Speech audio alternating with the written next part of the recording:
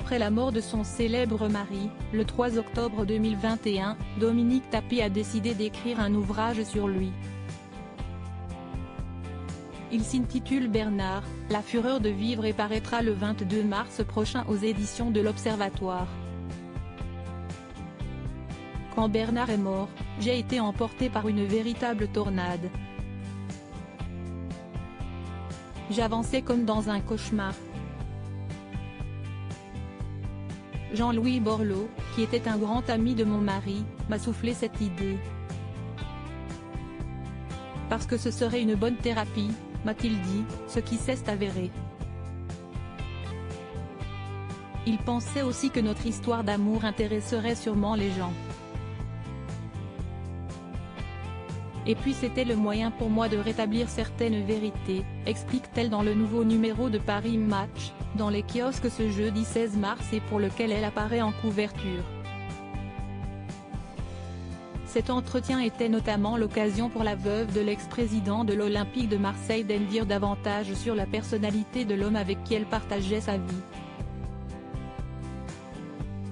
Une personne qui suscitait autant de haine que d'amour, écrit le magazine, avant que Dominique Tapie ne partage cette opinion, il ne laissait personne indifférent, s'y estiverait.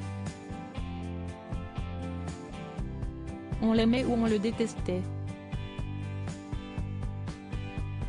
Mais quand il entrait dans une pièce, on ne voyait que lui. Une prestance qui a permis aux politiciens d'avoir beaucoup de succès auprès des femmes, reconnaît-elle. Mais elle avait sa technique bien à elle pour le détourner de toutes ces tentations. Je débarquais à l'improviste dans ses bureaux quand je sentais qu'il y en avait une qui s'approchait de trop près.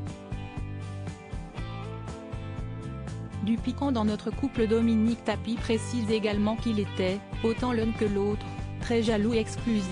On était toujours sur le qui-vive, ce qui, je dois dire, mettait du piquant dans notre couple.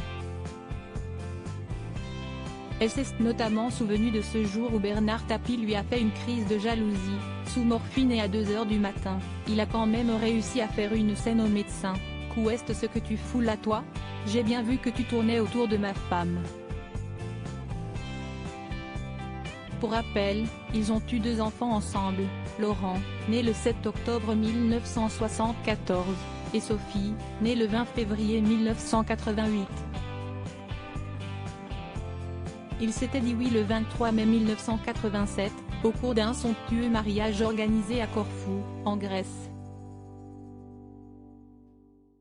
L'intégralité de l'interview de Dominique Tapie est à retrouver dans Paris Match, numéro du 16 mars 2023.